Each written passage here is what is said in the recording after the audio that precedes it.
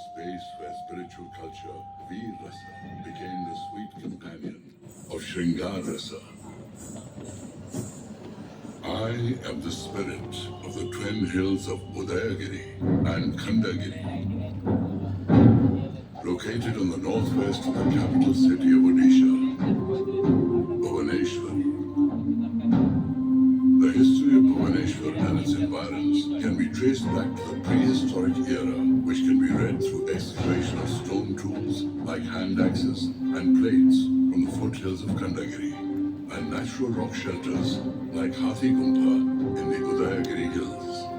The beautiful rock art and petroglyphs from the Hathi Gumpha rock shelter stand from time immemorial that has passed me by.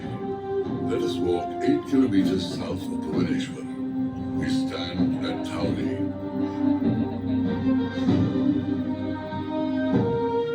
where we can read the earliest inscribed records of India, set in the edicts of the great emperor Ashoka of the 3rd century BC of the Maurya dynasty.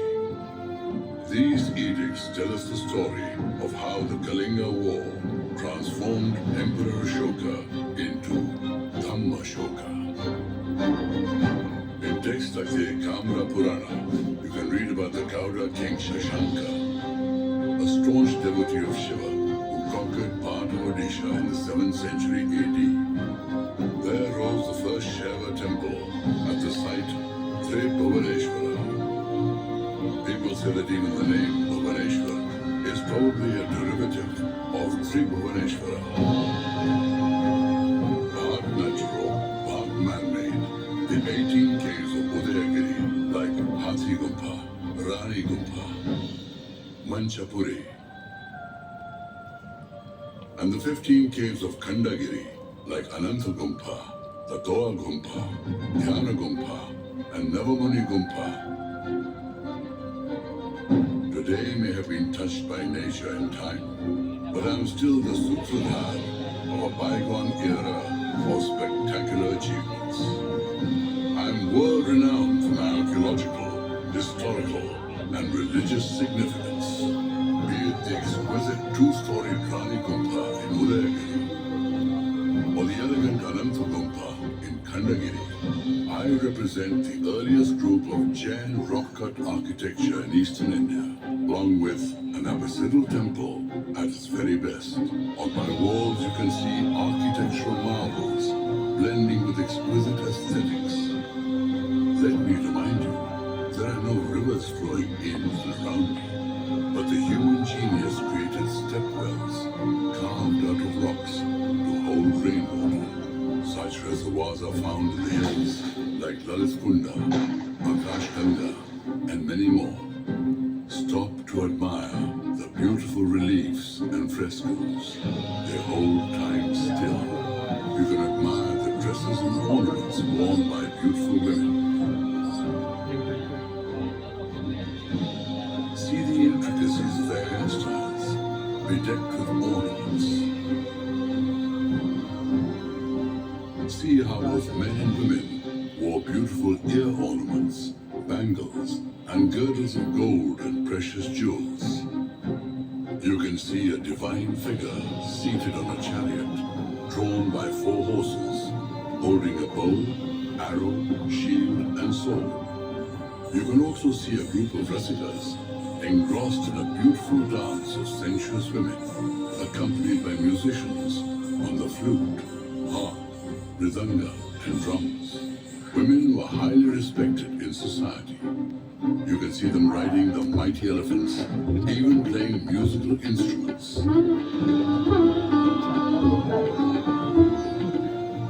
Somewhere the vigor of war will frighten you. Elsewhere, the coming together of different religions will fill you with peace. See the warrior in pursuit of the swift-paced deer, or the hero battling fierce lions with spears frozen on my walls. Archaeologists and historians have read my inscriptions again and again, trying to decipher what mysteries lie deep in my heart. Generations have passed, of which pages have been written, but I remain a testimony to the bygone glorious days of India, with which I have attracted scores of people from all over the world. From the Hathi Gumpa inscription, you can truly understand the mystery of me. The beginning of this verse is as melodious as sweet music. Namo Arihadan, Namo Savasiddhan, Erina Maharajina, Mahamegha, Pahanina, Jeti Raja Vasa Vardhanai, Vasatha, Subhalakshayamina, Chaturanta Lutha Guna Upehena, Kalingadhipati, Sri Kharavelena. All around me, dynasties have risen and crumbled to dust with time. Mighty kings have thundered by, wars were fought, power changed hands. I saw it, I recorded it, and I lived on and on. So today, let me be your Kathaka. Let me turn the pages of history for you and take you into the world of a mighty king whose story will leave you wonder-struck. I rose to prominence under the illustrious king, the Mahamegha, Bahanena, Haira Kharavela, the third generation of the Cheddis, the bearer of auspicious marks, the possessor of virtues, a king, Kalingadhipati, whose fame spread all across the farthest reaches of India. With a clear brown complexion, he became a handsome crown prince by the age of 15. If you look closely into the inscription in Hathi Gumpa, you will see how well trained he was in the art of lekha, or writing, rupa, or coinage, gana, or arithmetic, vyavahara, legal procedure, and viti, administrative procedure. Together with his friends, as part of his childhood games, he tamed the Madhavatta elephants and excelled in archery. As well trained he was in the games of war, Kharavela was also an expert of Gandharva Vidya, or the art of music, dance, and percussion. On his 24th birth anniversary, the young prince was crowned as the king of Kalinga. But heavy is the head which wears the crown. A terrible cyclone played havoc with the capital city, Khandagiri. Kharavela started his journey as king with acts of renovation and reformation, a strategy he followed throughout his rule. Every fierce battle fought was followed by magnanimous acts of welfare and reformation. Kalinga soon rose to unparalleled heights of supremacy. The gates and ramparts of the fort that were damaged by the cyclone were repaired. Beautiful parks and gardens were created, developing a prosperous city, square in plan. 8 large gateways, 2 on each side, and high corner towers made Kalinga a safe haven for its people. Kharavela came to the throne at a time when many powerful kingdoms were vying for supremacy. The call of battlegrounds could not be avoided for long. He was a military genius, and Kalinga swiftly rose to prominence on the political map of India. The dust that rose as this huge army of elephant cavalry, infantry, and chariots shook the earth, blinded all other kings. Look carefully. Look at the Hathi Gumpa inscriptions here. Can you not see how wonderful his elephants and ships were? By his second year, he subjugated the Satavahanas, and by the 4th year, the chiefs of the Rashtrakas and Bojakas, believed to have been in the Maharashtra region. In his 5th year, King Kharavela extended the canal, excavated by Mahapadmananda 300 years before him, from Tanasuri to Kalinga, identified with present-day Sisupalgarh. If you looked in any direction across the plains of India, you would only see the Kalinga flag fluttering high. In the 8th year of his reign, Kharavela vanquished the fort of Khandagiri, identified with Rajagriha in Bihar. He conquered Mathura, defeating the Yavana king, and brought back a sapling of the Kalpa tree with a triumphant military procession. A Mahavijaya Prasada, that is a tower, was was built to celebrate this victory.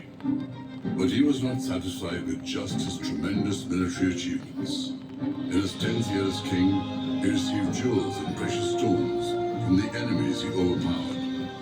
In his 11th year, the Tamil Confederacy of the Cholas, the Pandyas, the Kerala-putras, that is, the Cheras, the Satyaputras, the Malayaman chieftains in Tamil Nadu, and the Tamraparani, that is, the Sri Lankans, who had dominated the Deccan for 1,300 years. By defeating them, he made Kalinga a maritime superpower. In the same year, he also conquered the ancient city of Bithunda, the capital of Musallas, located between the Krishna and Godavari rivers. Can you not hear the march of 1,000 warriors following his lead? The clash of swords, the battle cries, which aroused fear in the hearts of the enemies of Kalinga. However, the most memorable and the most phenomenal victory was in the 12th year of his reign. Even today, I remember the joyous cheers of crowds as Kharavela brought back the Jain image after subduing the Magadha king, Bhaspati-Mitra. It had been taken away by the Nanda king 300 years earlier from Kalinga. King Kharavela won war after war. Kalinga was a name that started echoing everywhere. The great king knew how to relieve his battle-weary people. As the royal coffers overflowed with the spoils of war, halls reverberated with Toryatrika, music, dance, and instruments. Performances of beautiful dances, songs, music, and acrobatics delighted the people of Khandagiri. If you place your ears close to my walls, you can still hear the heady beats of the bardara, the sweet notes of the veena, and the melodious ring of dancing bells. The king himself was a great master of the 64 Kala Adhikari in the field of Gandharva Veda. Rani Gumpha was a forerunner and model of dance, which was much later codified in Bharat Muni's Natya Shastra. Restoration, administration, military success, cultural activities all went hand in hand under the able rule of the mighty king. Many a monsoon passed over me. The chief queen of Vajiragraha in the 7th regnal year attained the sweet joy of motherhood. The kingdom was blessed with a prince. Kalinga was now a prosperous and stable kingdom.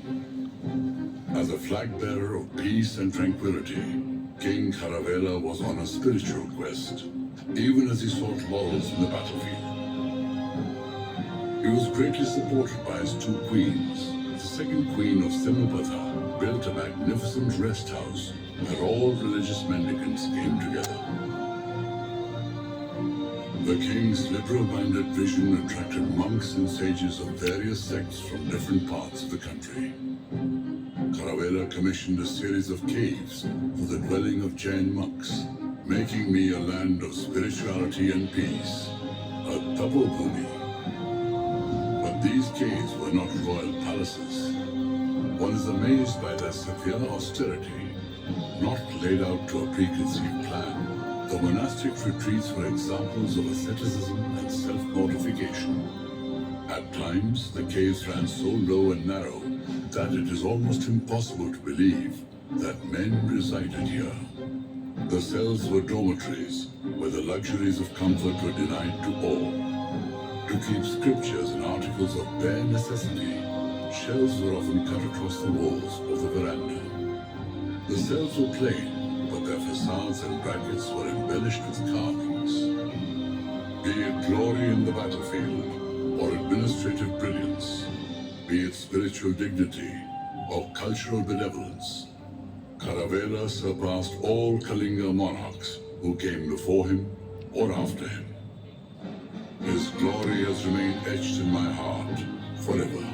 The great example King Kharavela set was followed by his high officials and courtiers. The excavated caves for Jain Arahatas and other beautiful cave dwellings made me a sight to behold. Khandagiri kept developing during the medieval period, even after celebrated reign of Kharavela was over. An illustrious king, Kharavela was a Chakravarti, an embodiment of politics and peace. A warrior, an administrator, a sage. Kharavela was a king of unsurpassed genius, a king who made Odisha a beautiful place where culture and glory came together to create an unbroken history of excellence.